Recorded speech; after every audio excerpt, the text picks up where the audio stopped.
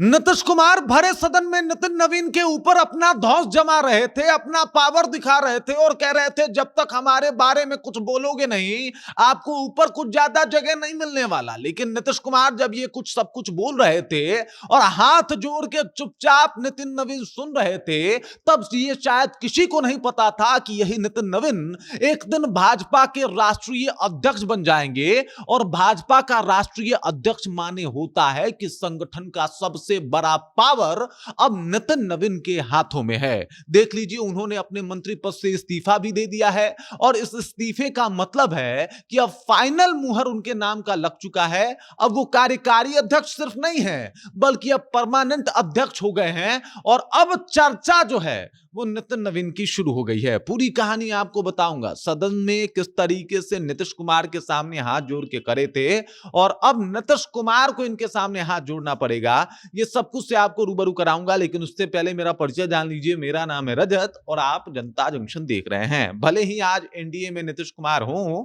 और एनडीए ना छोड़ जाने के दावे और बात बहुत ज्यादा कर रहे हों, लेकिन एक वक्त था जब नीतीश कुमार लगातार पलटी मार रहे थे और उस दफा वो पलटी मार के चले गए थे आरजेडी में थे। तब उस वक्त विपक्ष की भूमिका में भाजपा बैठा हुआ था और भाजपा जो है एकदम से विरोध भी कर रहा था। इसी दौरान नीतीश कुमार जो है अपनी बातों को रख रहे थे और तब नितिन नवीन को इन्होंने कहा था कि भाई चुप हो जाओ, हम जानते हैं कि आप विधायक कैसे बने हो। आपके पिताजी नहीं रहे थे और 18% मात्र मतदान हुआ था और उसी झकोरे में आप विधायक बन गए, तो हम आपके विधायक बनने की असलियत को जानते हैं। और आज देख लीजिए, एक बार नहीं, उसी बांकीपुर से 4 बार विधायक बने नितिन नवीन। उसके बाद जो है सफर और आगे बढ़ा, इनको बिहार सरकार में मंत्री भी बनाया गया। सड़क परिवहन विभाग भी ये बहुत ही बारीकी से संभाला और बिहार में कई व्यवस्थाओं को सुदृढ़ किया। लेकिन ये किसी को नहीं पता था कि भाई साहब इसके बाद, मतलब नीतीश कुमार ने बोल तो दिया, लेकिन इसके बाद इनकी जिम्मेदारी इतनी बढ़ जाएगी कि ये बात नीतीश कुमार भी नहीं सोचे होंगे। और आज देख लीजिए, ये भारतीय जनता पार्टी के जो है वो अब कार्यकारी अध्यक्ष नहीं, मतलब इन्होंने इस्तीफा दे दिया। और इस्तीफा देने का मतलब होता है कि आपको अब परमानेंट अध्यक्ष नियुक्त कर लिया गया है। अब अगले अध्यक्ष के चुनाव तक अब यही जो है वो अध्यक्ष रहने वाले हैं और इसी वजह से अब नितिन नवीन की चर्चा जो है वो हर जगह होनी शुरू हो गई है।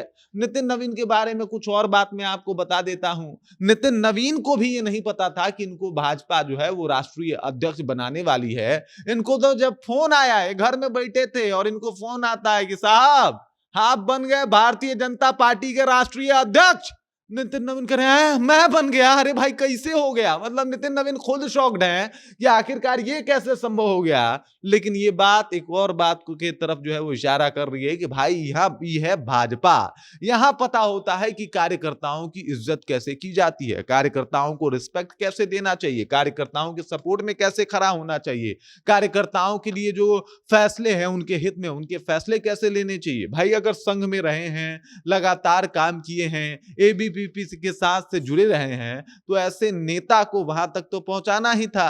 लगातार अच्छे काम भी किए, चाहे वो असम चुनाव हो या फिर ओडिशा हो, हर जगह पे जाके इन्होंने माहौल बनाया ही है। जहां चुनाव के प्रभारी बने वहां पे बेहतर तरीके से इन्होंने काम भी किया। और अब देखिए राष्ट्रीय अध्यक्ष हैं और वो नीतीश कुमार जो कभी सदन में इनके ऊपर अपना धौंस दिखाते थे। साहब अब नीतीश कुमार तो हटा दीजिए, भाजपा का कोई नॉर्मल आदमी भी अब इनसे बड़े तमीज से पेश आएगा। जब इनको जेपी नड्डा और अमित शाह उस अध्यक्ष की कुर्सी पे बिठा रहे थे तो ये बैठे थे और नड्डा और अमित शाह दोनों इनके अगल बगल खड़े थे। तो साहब अब आप समझ जाइए कि ये पावरफुल पार्टी है और अब नितिन नवीन इतने पावरफुल हैं कि भाई नीतीश कुमार की अब हैसियत से बाहर चले गए हैं। बाकी इस खबर, इस जानकारी को लेकर आप क्या सोचते हैं, इसे आप कैसे देखते हैं, कमेंट करके अपना विचार जो हम तक पहुंचा दीजिए। बाकी आप देख रहे हैं जनता जंक्शन और मेरा नाम रजत है।